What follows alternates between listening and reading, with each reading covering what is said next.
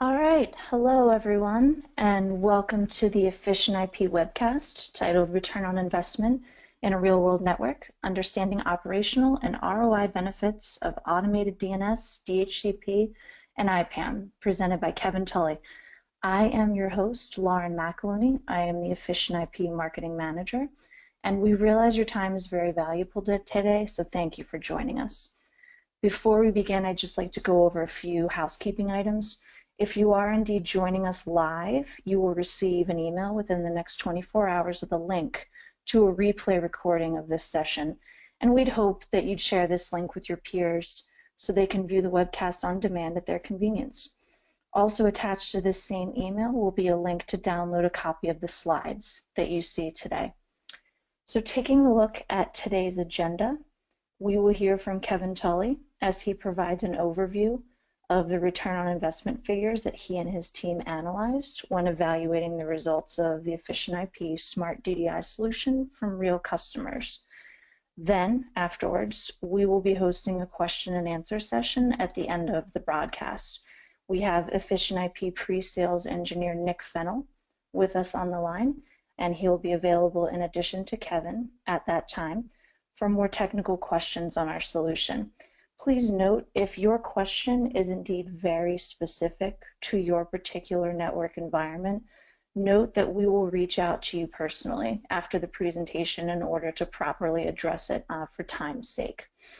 In order to ask a question, please just simply enter it into the questions pane on your GoToWebinar console, and we will certainly do our very best to answer as many as possible. So now I am very pleased to introduce Kevin Tully, who is the founder of the Tully Group, a leading third-party provider of testing and validation service within the industry. Kevin founded the Tully Group more than 25 years ago and has more than 35 years of experience in the IT industry. So Kevin, thank you very much for joining us today. And thanks, Lauren, for having me. And thanks, everybody, for joining us today. Again, we realize your time is very valuable, so we'll try to jump right into the heart of the matter here. So our topic today is return on investment, ROI.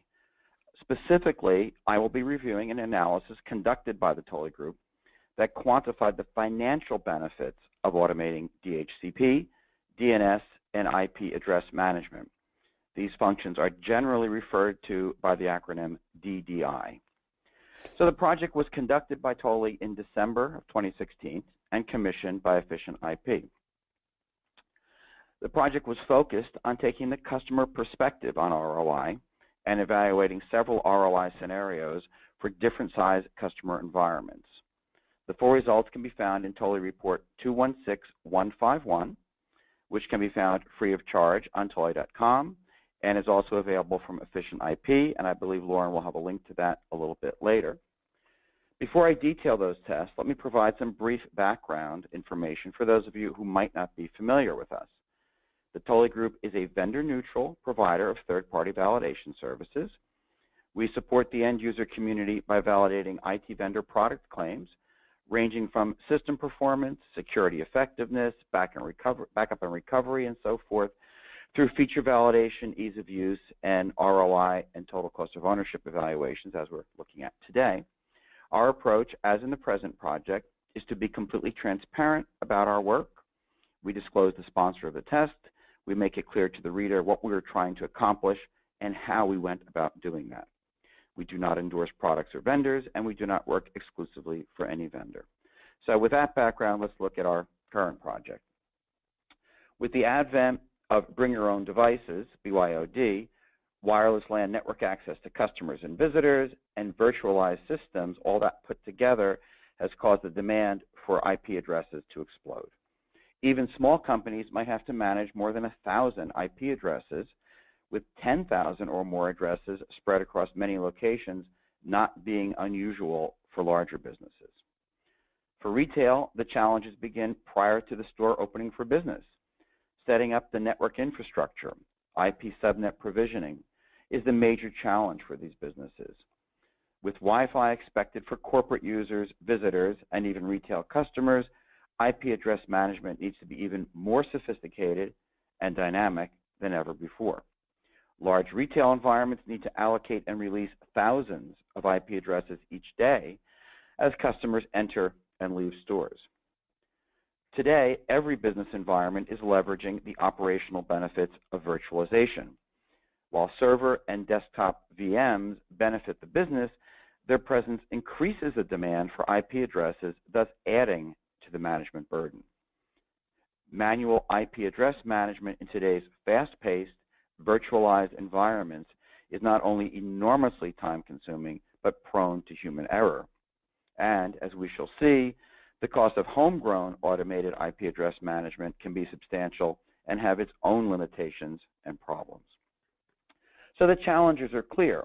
Manual address management of large and growing networks is, well, a large and growing challenge. There are automated tools, such as Efficient IP Smart DDI, to help you meet this challenge. There are hidden costs to managing IP addresses manually. The most basic of these is employee time. In this project, we work with two different customer scenarios. One customer managing 60,000 IP addresses in their global network, and another managing 8,800 addresses. The analysis looked at the tasks that these customers identified as being performed to manage their networks.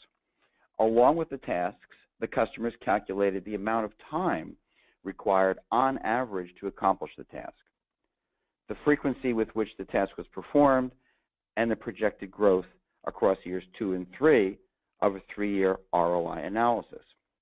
So we'll spend this seminar first looking at the results from a high level and then drilling down into the various elements results. Before we do that, however, let me make an important note. While your company will not likely match the exact sizes of the networks analyzed and may not project doing the same tasks with the same frequency, you should still find the information presented today useful. More than anything else, I want you to look at today's information as providing a template or a model that you can use to quantify the benefits of DDI automation for your environment. While your details will vary, it is likely that the financial bottom line will not. As you will see shortly, the case for automated DDI is a compelling one. So these benefits are largely self-explanatory. But let me make a few points. Growth is the enemy of manual IP address management. With a manual approach, more growth means more work. More work means more time taken away from other tasks. It could possibly translate to additional headcount, which translates immediately to greater ongoing costs. And since manual IP address management is error-prone, more growth will mean more errors. And here's the big question that only you can answer. How much do IP address errors that can cause downtime cost your company? If you recall, a few weeks back, Amazon Web Services, AWS, had a major service outage that affected countless customer servers in the U.S. East Coast. Did you hear the follow-up to that? The outage was caused by a manual operation where the technician made a typo. Perhaps it was an asterisk that didn't belong. Whatever the cause, the negative result is clear, that there is a significant negative financial impact for many companies is clear as well. So automation of IP address management includes both DNS and DHCP. So it is a comprehensive solution, thus further reducing risk of error. Automated processes can run rapidly without human intervention, generating the time and cost savings that we will review shortly. And certainly, a professionally programmed automated system will be easier to use than whatever manual internal system you might have. Okay, let's move to slide 5. Thank you. Here's our report in a nutshell. And I will note that all the graphics you see in this webinar can be found in the TOLI report. So that everything here is just a summary of what you'll see in the report and more. So you will see the key elements that help build these figures in forthcoming slides, but here is a summary built upon the customer's own task details and growth. Then the cost for an appropriately sized, efficient IP DDI solution was calculated. For both the 60,000 and the almost 9,000 address scenarios, the calculations show very significant benefits within the 3-year ROI window of the analysis. With the larger scenario, the 3-year projected savings exceeds $400,000 with a payback period of only 8 months. The smaller scenario shows a payback period of only 16 months with a 3-year savings of over $56,000. While your environment, as noted earlier, will likely be different, for me, the key takeaway from this slide is that the financial benefits are significant and would likely still be significant if there are changes to some of the underlying elements such as network size, task duration, and projected growth. Next slide, please. Okay. So let's drill down into the 2 scenarios that we've summarized. In this first case, the customer recognized the need for automation early on, over a decade ago, and responded by building its own system. Over time, however, they encountered significant limitations that motivated them to look at moving from homegrown to efficient IP. The homegrown system was a moving target with ongoing demands for new features. It required a programming team, an in-house programming team, to build and maintain. With a global company, the system was in use through virtually every time zone, so support demands on the headquarters-based team could be overwhelming. And as with any internal system, there were concerns about how well the system was documented and how many people knew enough about the system to keep it going should the primary author leave the company. Finally, should the system fail, the cost in company revenue could be quite substantial. For this particular company, a loss of even 1% of annual revenue would amount to some $300 million. Next slide, please. Thank you. This slide summarizes some of the more significant benefits of the efficient IP solution versus a homegrown approach.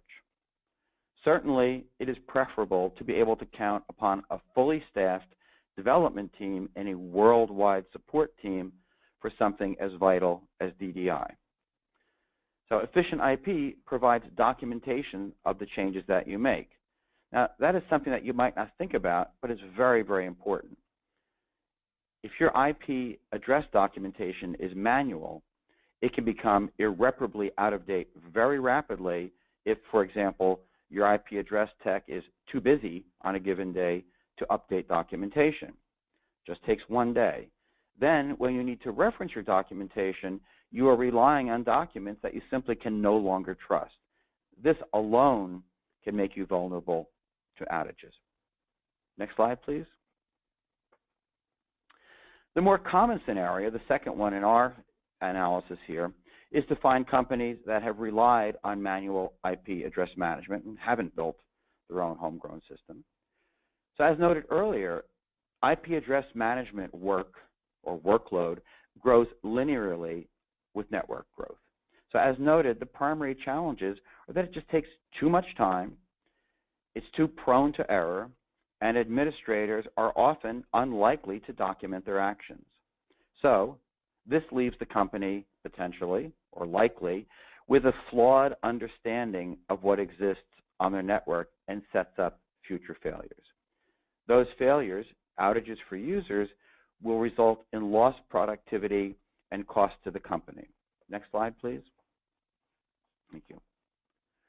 So the biggest benefit is the savings and efficient use of employee time. Okay, that is a primary factor in the return on investment. Certainly an automated system, and let me underline again, an automated system that is self-documenting will help not only save employee time, but will help avoid outages related to addressing or related to improper documentation of existing addresses. While difficult to quantify and certainly outside of our business model or our analysis for this report, the avoidance of outages can only have a positive financial impact on the company. Next slide, please. So as we go through all of this, now these slides might get a little bit more difficult to read. We're talking about the savings and efficiency of employee time, and employee time is spent doing tasks.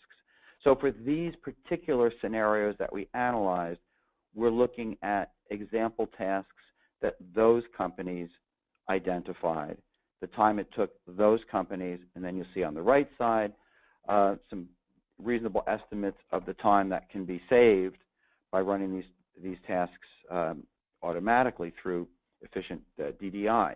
So the point of these drill down slides, the next half dozen or so slides, is not for you to study each slide and think, for example, no, it doesn't take me 20 minutes to define a static address. That's crazy. It only takes me 10 minutes, or it takes me 30 minutes. That's not the point. It can take you whatever it takes you. And you'll see later on in a couple more slides when we get there, we have some projections for these companies about frequency and growth. What I'm trying to put across today and what we tried to put across in the paper is all about you. I don't know your network. Efficient IP might not know your network yet, but you do. The point is you can take some very fundamental looks at tasks, and you'll see in the next few slides, tasks and even kind of back-of-the-envelope calculations, and do some fairly quick calculations in terms of building out an ROI model for you, and that's what this is all about. So in this particular slide, and we look at, let's say, our daily tasks, you'll see that there's very specific tasks that this company has identified for its environment. These may map to yours, they may not. At a minimum, I expect that they'll be a good starting point. And these are tasks that you're faced with on a daily basis. Now let's move to the next slide. So slide 11, thank you. Something else that you might not think about. We're focused on today, what has to get done today. Let's also not forget about those tasks that are not daily, but they do happen. They're periodic. Maybe they're once a month, maybe they're quarterly, maybe they only happen when they happen. So here, example, again, on slide 11, you'll see things like troubleshooting. Maybe it doesn't happen every day, but when it does happen, it can take a lot of time. Now, while this slide might look like the previous one, you'll see the numbers are quite different. And for this particular customer, they see that it's very, very time-consuming, for example, to restore an unplanned DNS outage, to have major issues that come up that can take multiple hours to deal with, okay? And you have to factor these things in because they'll grab the time, but probably worse is the cost, the hidden cost that we can't really see, that we addressed a little bit earlier about what does it cost to your business when those outages ripple through potentially hundreds or thousands of your users, or potentially tens or hundreds of your branch environment. So the point here, again, on slide 11 in the task drill down, is simply to identify the periodic tasks so that you can be aware of them and appropriately identify those and at least allocate and estimate the some type of direct cost in terms of time that involves your location. So next slide, please. So now here we take it all comes together. In the previous two slides, we looked at daily tasks, we identified them, we quantified them. On the other side of the equation, we put some estimates as to the time savings when they were automated. In the prior slide, we did the same thing with periodic tasks. Now, at the kind of the big picture, and this is for the 60,000 IP address environment, we looked at those tasks. The company, you, identify how frequently you need to do those tasks in this year, and then assuming you're using a 3-year ROI model, you can project what your growth is going to be in years 2, year 3, okay? And again, estimates are typically fine. You're not going to likely want to see the same growth levels, for example, for your static IP address allocations as for your new IP subnet. So you'll want to look at that and make sure that your estimates reflect the type of growth that we're seeing in terms of, again, good examples, specific single IP addresses or IP subnets. IP subnets not likely to grow as quickly as static IP addresses, but they need to be taken into account in any case. So now that you have this information, you can generate man hours required to perform these tasks for the present and for years 2 and 3. And then most cases, you can go to your finance department. You can identify the type of resources that need to be allocated currently to these types of tasks and get some kind of loaded per hour cost. And then you start doing the math, and you'll see what comes next. Let's take a look at the next slide. So when you do the math, now the numbers that you see, the bottom line, the 412, the right side in the third column, is a number that you've seen before. Now again, here, we're not concerned about drilling into these numbers or being concerned whether a specific number is right or wrong. What we're looking at here is a model, and we're looking in this case as to how a particular customer went through the process, right? Identified daily tasks, identified periodic tasks, look at some frequency levels, looked at some growth levels, took a reasonable dollar amount, and these are numbers built only on looking at people time savings on the IT side, blended against or compared with a DDI, efficient DDI solution, looking at numbers. The one thing we can't project is the benefit, the savings for avoiding outages. I mean, that's the one thing that you know, like it or not, we really can't do in our report, can't do in our presentation because we can't project. So if you look at this and you see in this particular example, you know, $412,000 benefit. You saw the payback period here, 8 months. This is the same company where we identified that 1% of sales amounted to $300 million. So somewhere in there, you look at the $412,000 kind of bottom line benefit and factor in some portion of $300 million that hopefully was not lost because we avoided outages. And these are pretty significant numbers. Let's go to the next slide. So here we see the same thing, significantly smaller, you know, much smaller in terms of compared to 60,000, a little bit under 9,000. The numbers are still good. And again, same statement.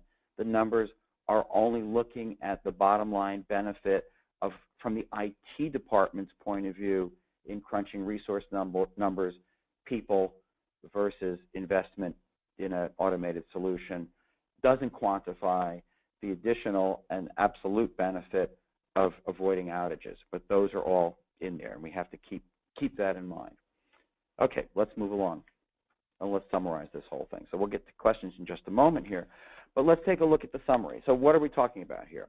If nothing else, getting out of all this is we're talking about, or want to make the point, that this is quantifiable. There are a lot of times in this and other areas where there are, let's say, free ways of doing things, where it only takes people time, and it's sometimes people miss the point that free isn't free when it takes time, and free isn't free when the tools are not at a level to really help you do the job that you need to do. So I think we've seen it very clearly in our paper and summarized in today's discussion that the ROI isn't just something that you have to grasp at, it's quantifiable. You can look at these numbers without creating a major project for yourself. You can do some quantification. I think Lauren has some other comments she's going to make on some other ways that you know, efficient IP can help you in that process of quantifying it. We've seen, you know, looking at just two environments, that from the 8,000 to the 60,000, there's benefits in both. While we didn't look at smaller customers, we certainly believe that there's benefits going down below the level that we reviewed. It gives you efficient use of technical employee resources, and from what we see from this Toller Group being analysts and talking to lots of different vendors in lots of different areas, is they're saying that the IT departments don't typically get bigger. They have to be smarter. They have to be able to use their resources appropriately, and certainly leveraging automation is one way to do that. And I've made this last point before, but I will make it again, and I'll probably make it again in the Q&A very shortly, is avoiding network outages. We couldn't find a way to blend that into here, but certainly if you look at the Amazon example, Amazon came out and said that one of their technicians was trying to bring down or modify certain servers, and a typo, I'm guessing an asterisk, a star got in there, and a typo brought down a whole set of servers on the east coast of the U.S., which is where we're located at the Tully Group, and we certainly know that we were made aware of that outage with some of the resources that we used very, very quickly. So hopefully the outages that you would have with manual IP address management wouldn't be so severe, but I think the point is clear that when you have those types of situations where you have to rely on manual notifications, you're going to have exposure at least to those types of situations, and there's going to be absolutely a negative cost of having outages. And conversely, when you move to a solution like Efficient IP, Smart DDI, there can only be a positive benefit to the bottom line of avoiding those outages. So that's everything that I've got to say. Let me go back to Lauren and her comments, and we'll get to some questions. Lauren? Thank you very much, Kevin. Just as a side note to everyone attending, the ROI calculation model that was used in the Tully report will actually soon be available as a tool on the Efficient IP website itself. So the algorithm used and something that's basic in order to get you a number, a general return on investment number, will soon be a widget on our website. If you are interested in getting any sort of feedback on this now for your own personal company, I urge you to please contact us. Our email address for general information will be available on the next slide. Generally, just please note the web address below on this slide is where the complete Tully report is available for download, where you can further review all of the details and the scenarios on ROI that Kevin had previously described. For now, we'll move into a question and answer portion of the webcast here. And I see we have a few that are in here in the questions pane already. But if you have some as we move along, please feel free to, again, type into the questions pane, and we will get to as many as we can. So looking at what we have here first, I see this is for Kevin. Kevin, where do you rank automation on the list of priorities for achieving return on investment? Is this the #1 main driver? Yeah, thanks, Lauren. Yeah, I would say the simple answer is yes, because if you look at, and as we drill down through all of this, what you see is, unfortunately, a large volume of tasks dealing with repetitive type of work, which, like it or not, for most of us, gets boring after a while, and or you're trying to do it while you're trying to juggle other things, and so it either gets done incompletely, and I think the biggest concern there is lack of documentation. I touched upon it in the report and touched upon it in the presentation, but even a technician doing their job and doing a good job and getting that, getting those addresses put in there, if they're rushing for other things, they might think, well, let me go back and I'll make those documentation changes later with all good intentions.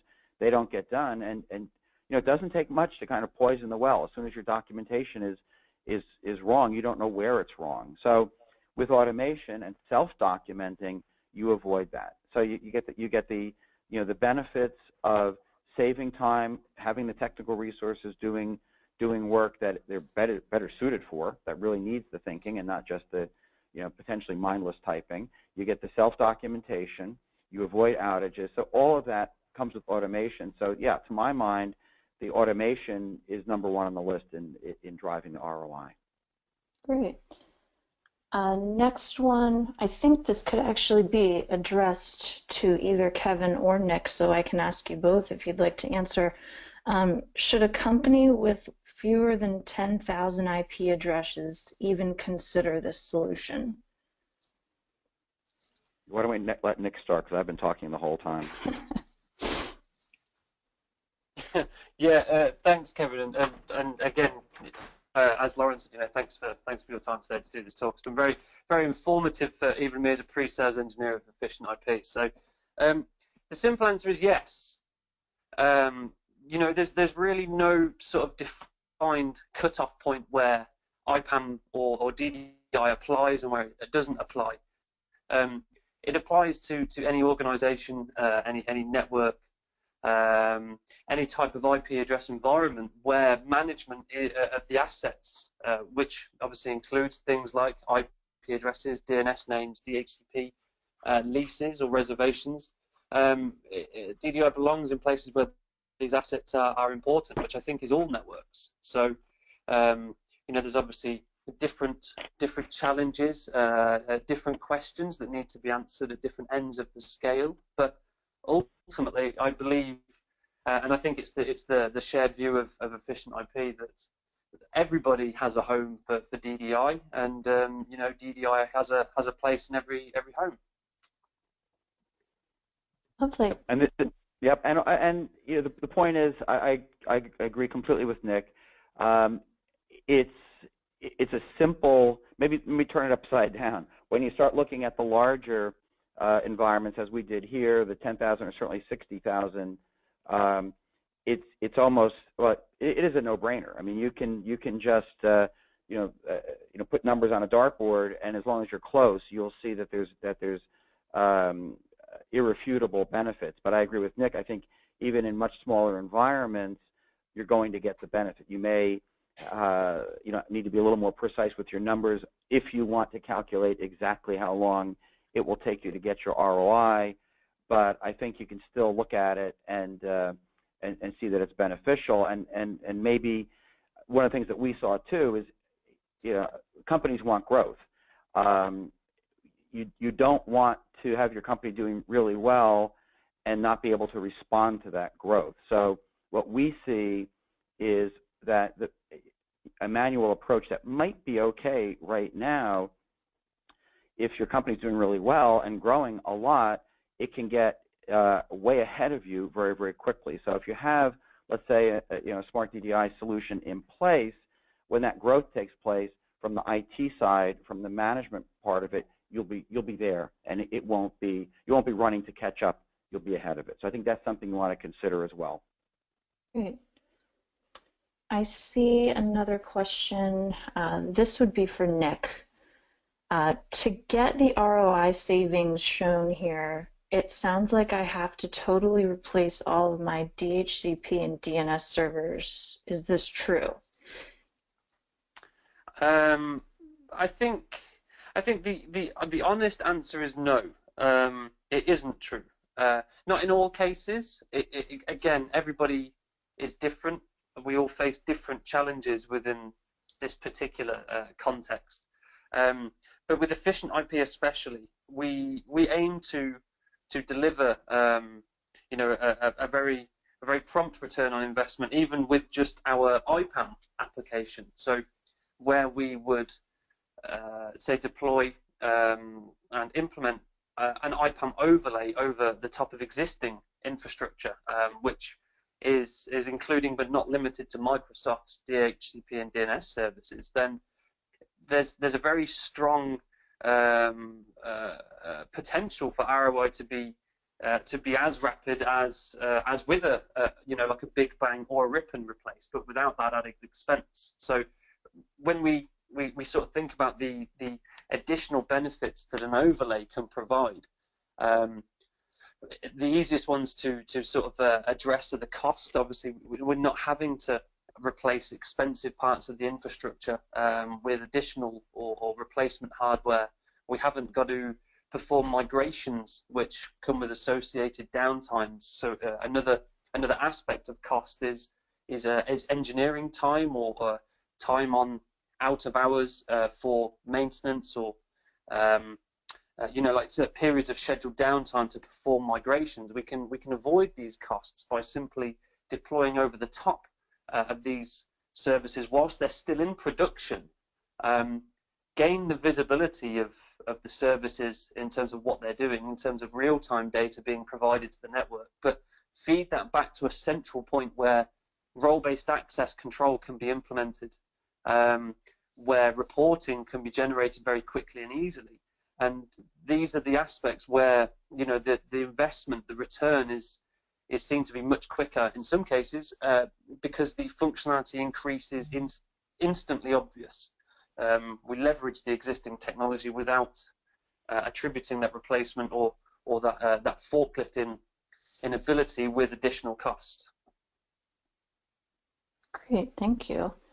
Yeah, and Lauren, I remember, this is Kevin, when we were having a discussion with one of the customers, efficient IP customers that we use for this report, I do remember that, to Nick's point, one of the points that they made, one of the benefits to them was, and they were going from the homegrown system, was being able to migrate smoothly. So I do remember that they made that specific comment about a benefit of being able to go from their existing environment to the efficient IP environment, as it worked best for them. And so I think, it's all about, having a good system, having the support, and having the ability to, as efficient IP apparently does, be able to move it so that it can work in lockstep with what the customer needs to do. Absolutely, absolutely. I see, maybe building off of this, actually, a separate question also for Nick. How can we enforce company policy if we have administrators that are working in different departments within this solution? So it's a very standard approach or sort of requirement for us to deal with, and the easiest answer is that we implement resource access structures, if I can use that term, to define what a particular user or a particular group of users can or cannot have access to.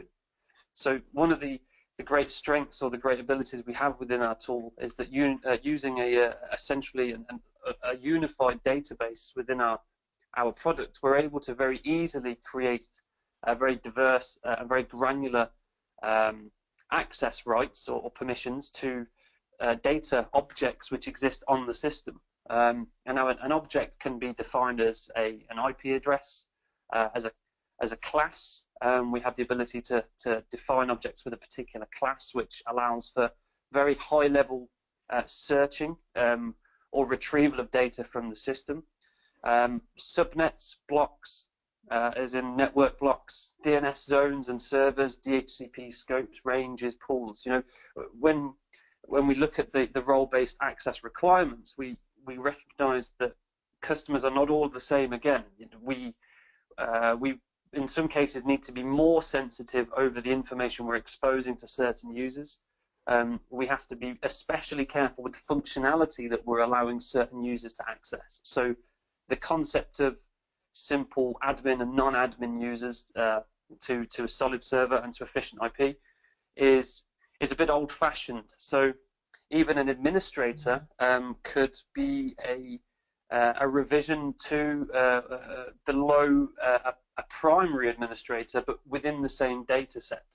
So it's very, very easy, again, with things like authenticating against Active Directory or LDAP or Radius, to give users, let's say administrators, the ability to access the tool, get access to the data that they need to access, and then ultimately perform the work they need to perform with the minimal amount of fuss as possible. Great. I see there are two more here, so we'll wrap up after these two questions. This one, Kevin, is directed for you. What was the most interesting stat you found when evaluating this solution? Okay, so I think the most interesting stat we found was the stat that we couldn't find, which I had mentioned earlier, which was the impact of outages. I mean, that as we look through this and we see all these tasks and we see all the numbers, the positive numbers that we can crunch in terms of savings, the one savings that is impossible for us to calculate but may be the most dramatic for companies is the savings that they will see by avoiding outages. Again, getting back to Amazon's, it wasn't specifically an IP address outage, but it was an outage caused by a typo, and typo is manual, and so something that could be caused by a deployment mistake in a DNS server or putting it on the wrong subnet or something, and all of a sudden having hundreds or thousands of users be unable to reach a resource, be unable to work. I mean, there's absolutely a dollar impact to the company there. It's a stat. It's a stat that probably by itself might even justify moving to an automated system, but it's one that unfortunately is beyond the scope of what we could quantify in our study. Great, thanks. This last one, this will go to you, Nick. Do I have to use the same database for everything to automate IPAM and DNS DHCP? No, I guess not. I mean, the thing with our process for IPAM, whether it be overlay or integrated with our own DNS and DHCP, is that we can provide automations or interactions from a variety of different tools, solutions. So whether it be, say, like Microsoft, DHCP DNS, or say ISC, DNS DHCP, we're able to integrate with and facilitate the process of updating IPAM from those third-party software. So it's a very, very flexible approach that we look to provide. We allow customers the ability to integrate multiple vendor technologies into single architectures, so that changes made to a single point of entry can be replicated out to, as I say, Microsoft or ISC or solid server based DNS DHCP in exactly the same way, regardless of the technology being targeted. So we're aiming with our IPAM and also delivering with our IPAM a very user-orientated method of managing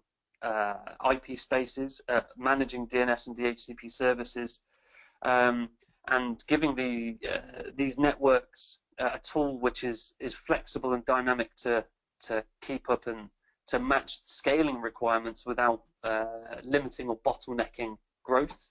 But to the sort of greatest degree of success is how flexible the tool is, and as I say, how easily it can be configured, deployed, and then customized on top of existing architectures or into greenfield sites as a new deployment. It really is a very powerful and very scalable tool that we're able to provide. Okay, thank you. I do not see any other questions at this point in the area, so we will go ahead and wrap things up for now. I would like to thank you very much, of course, to Kevin for giving us this overview analysis of the ROI results, and of course also to Nick for joining us for these technical questions on the solution. And certainly, finally, a big thank you to everyone who is in attendance on the line today. Again, please look for an email within 24 hours with a link to this presentation and the slides. And if you do have any questions or further comments, taking a look at this slide, please do not hesitate to reach us at this info address at Efficient IP. We'd be glad to answer any additional questions, or if you do have specific environmental questions for your network, we'd be glad to get back to you and work with you on anything with that as well. So thank you again, everyone. And with that, we are going to close this session. And I wish all of you a great rest of the day. Thanks very much.